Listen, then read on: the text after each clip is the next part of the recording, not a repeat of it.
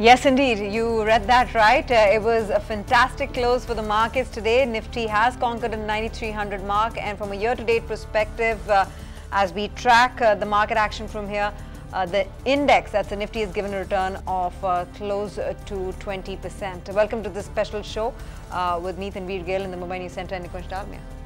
Well, Tanveer, 9,300 on the ticker. 3 months ago, it looked like a very, it was a dream number.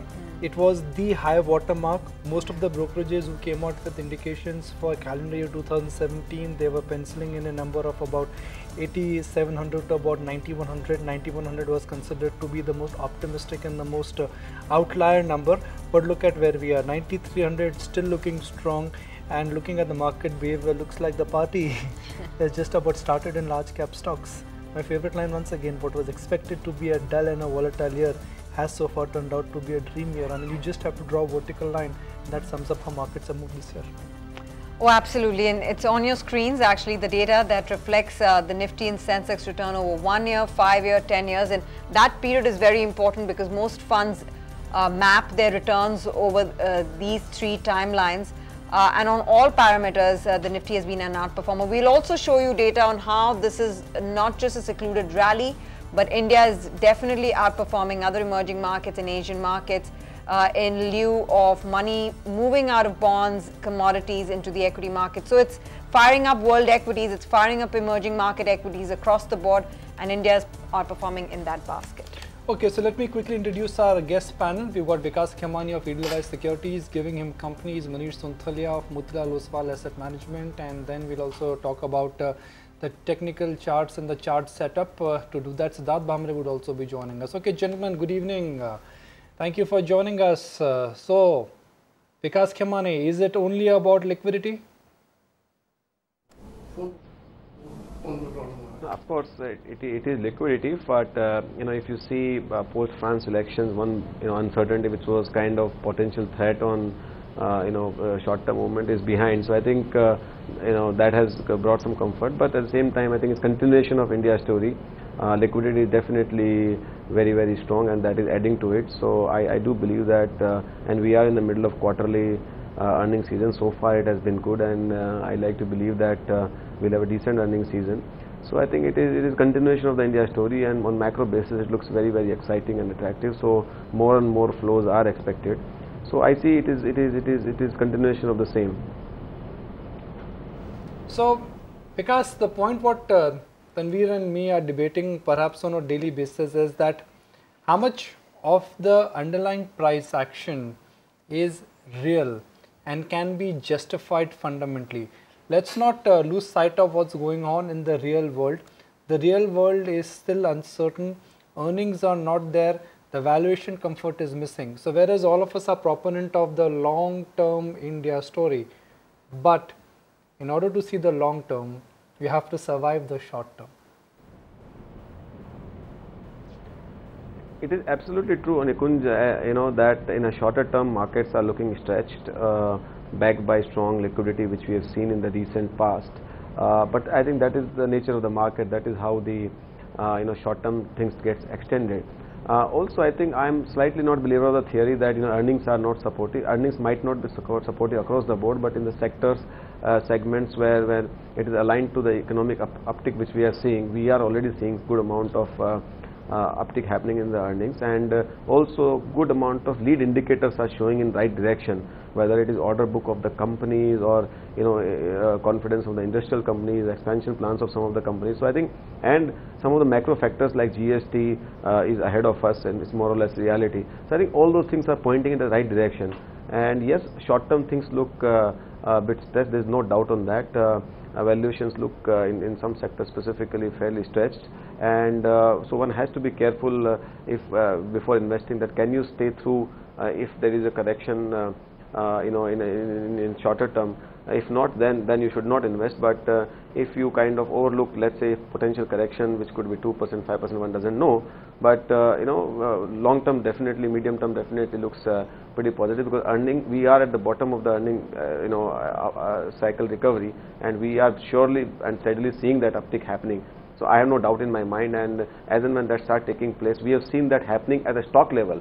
Stocks which have not performed for a long time, and as the earnings have started coming through, you've seen sudden significant sharp performance of those stocks. So same thing will happen at the sector level, same thing will happen at the market level. So I am quite confident that you will start seeing that broad-based recovery taking place in time to come. And till then, I think we'll have to be a little bit more specific, a little bit more cautious, but definitely macro picture points out in the right direction. Manish, what is your view? I mean, it's hard to find value in this market, but then the compulsions of investing are also evident. So how are you mapping the current rally, and what kind of portfolio strategy are you adopting? Are you chasing the momentum, or are you conserving cash?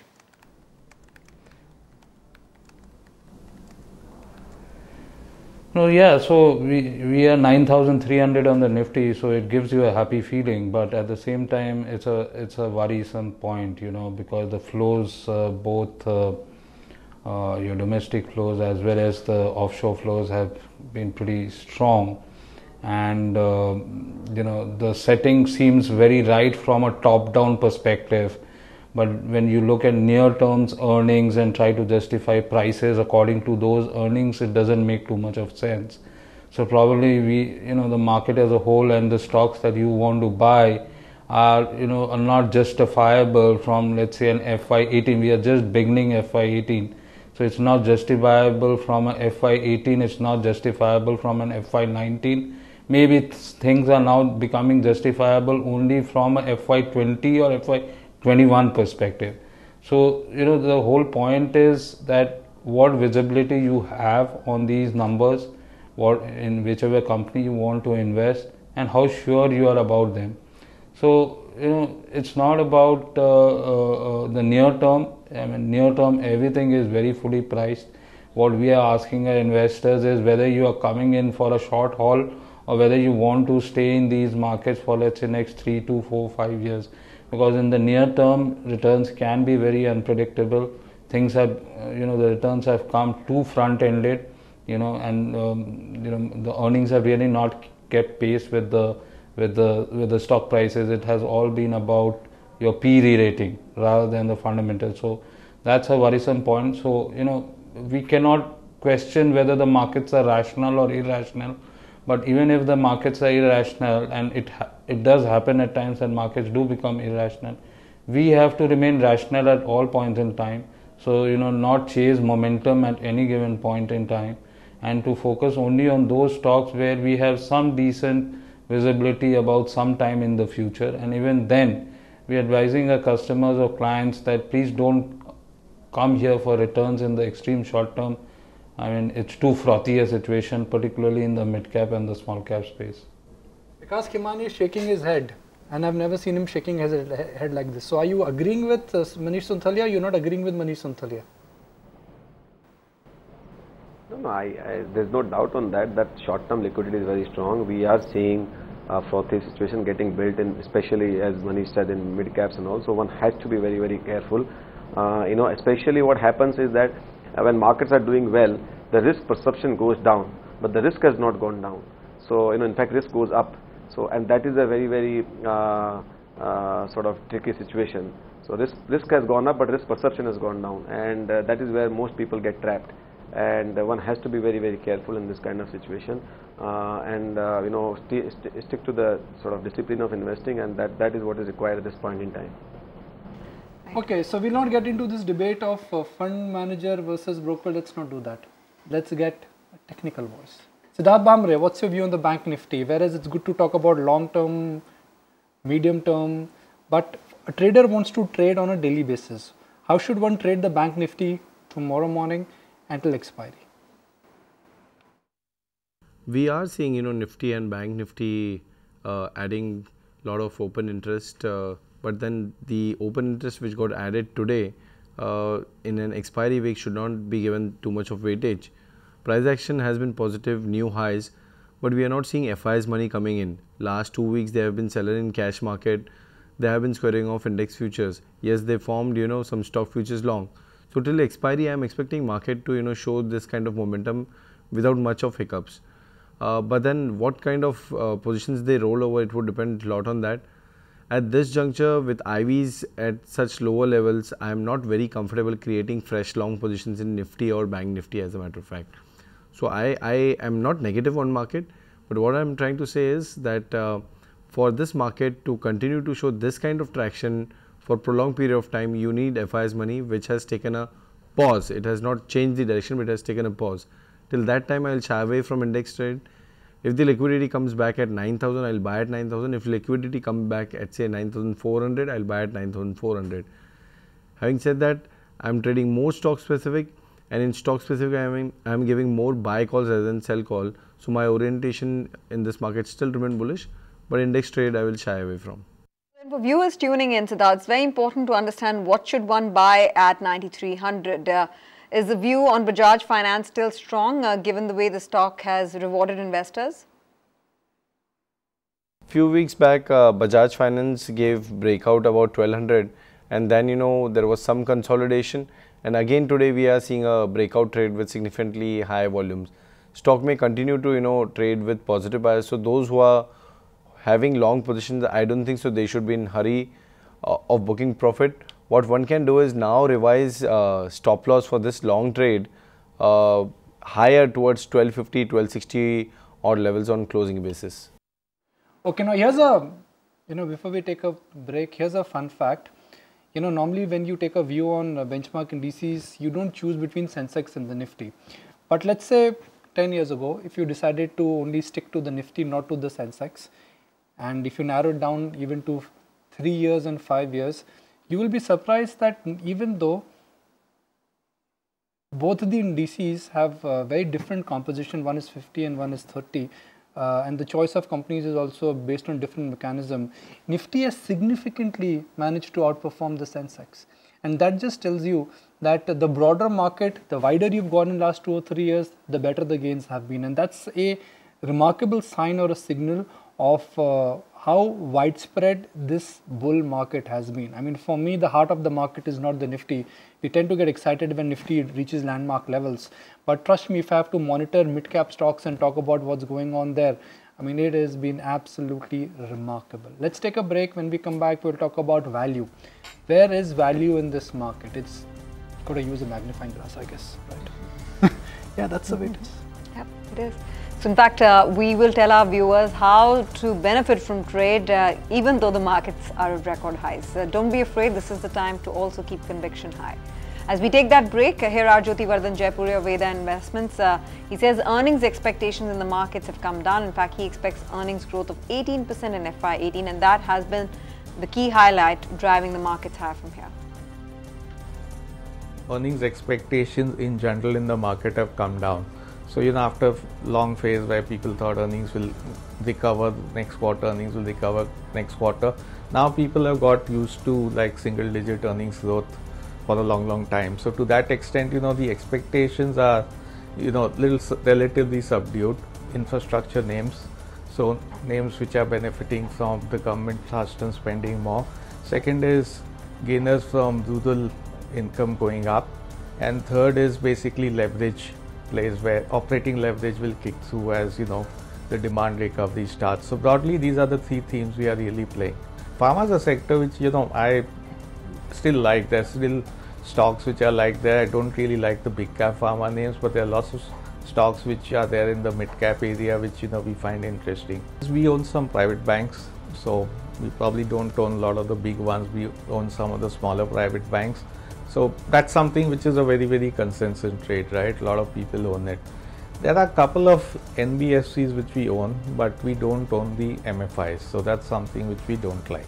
I generally have not liked IT because I think the growth story is no longer there. I think IT is going to be a very slow growing sector, and to that extent I have been avoiding it.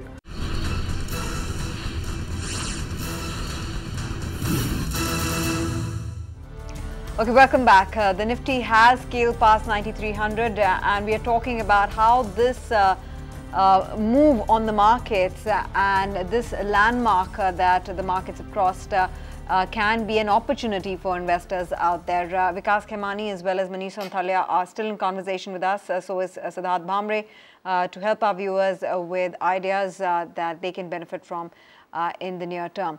Vikas, let's talk about that because like Nikunj highlighted, there was no one sector that's really led this move of the rally or the leg up, because if you look at just the top 10 gainers on the index, there was a bit of autos, there was a bit of banks, there was a bit of infrastructure, all at play.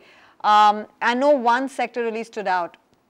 From here, based on earnings revival, where do you see the risk-adjusted value bias? So I think we have to invest in India market at this point in time for growth.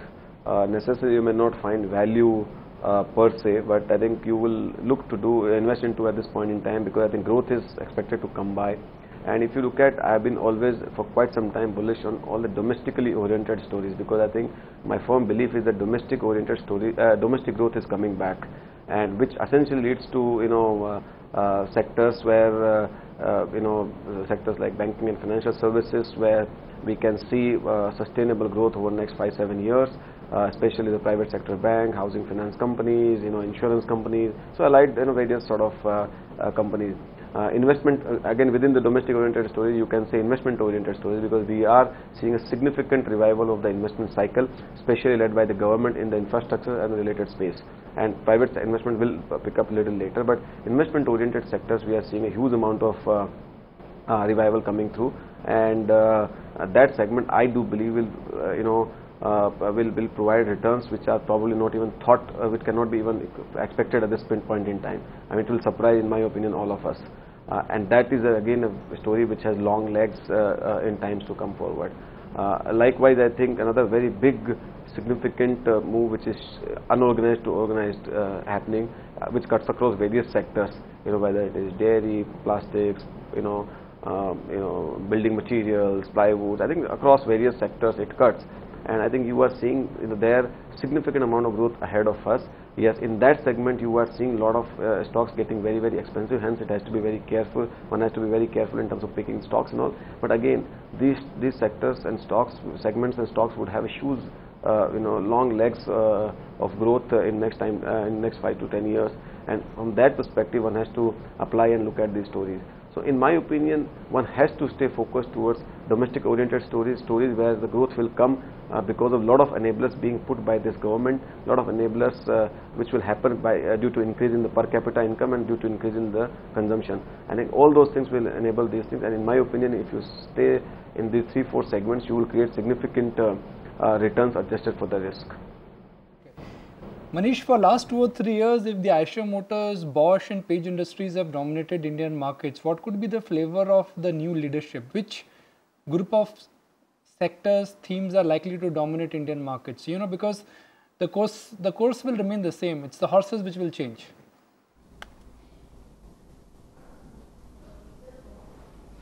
Yeah, so the writing is there on the wall that it is the rural theme which is going to dominate for the next 5 years.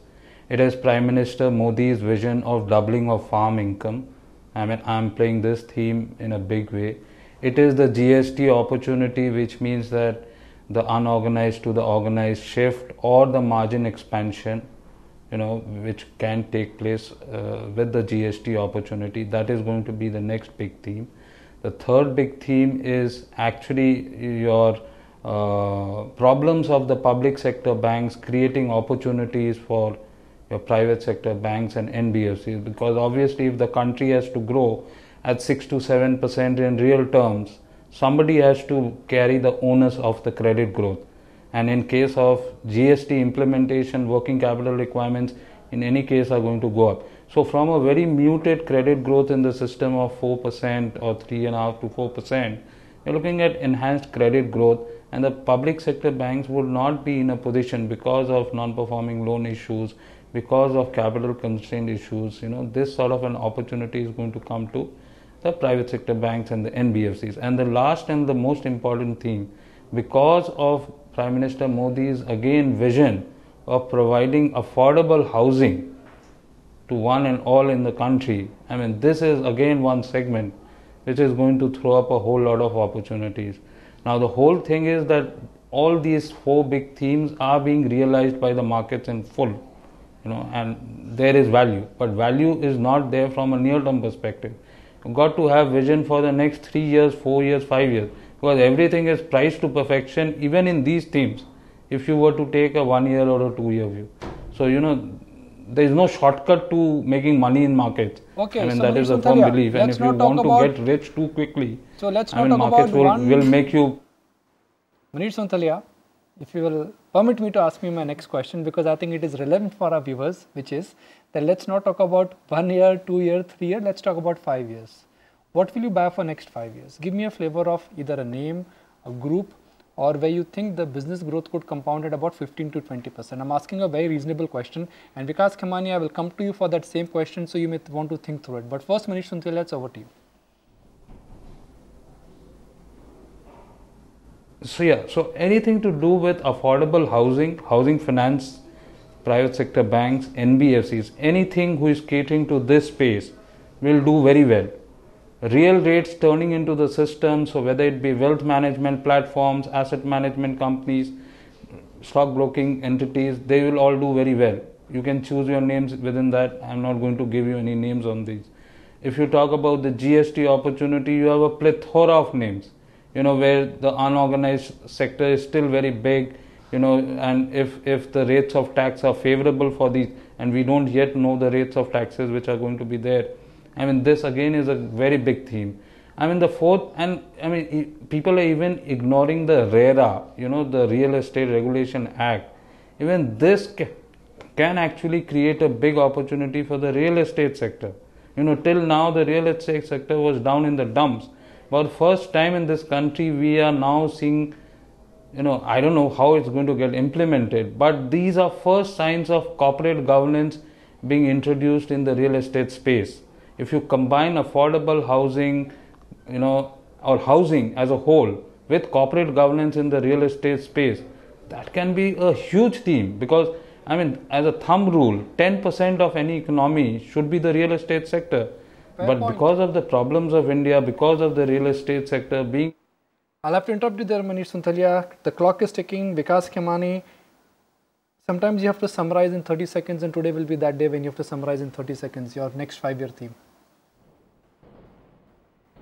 So I think private sector banks definitely, and some of the financial services companies like housing finance, insurance, I think will be big compounding stories in times to come.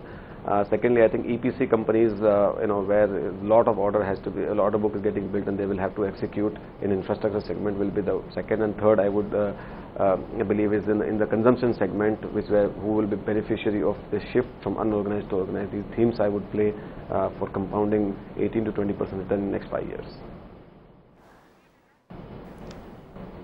Okay, gentlemen, lovely to have you on this special edition, Nifty at 9300. What really matters is that we may endlessly argue about frothy valuations, stretch technicals, a lot of dependence on liquidity, but Bhav Bhagwan hai.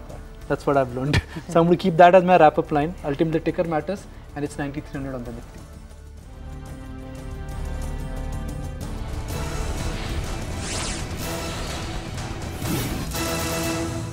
Find us on Facebook at facebook.com/ETNow, and don't forget to click the like button. You can also follow us on Twitter at ETNowLive. To stay updated with all our programming, hit the subscribe button on our YouTube channel by logging on to youtube.com/ETNow.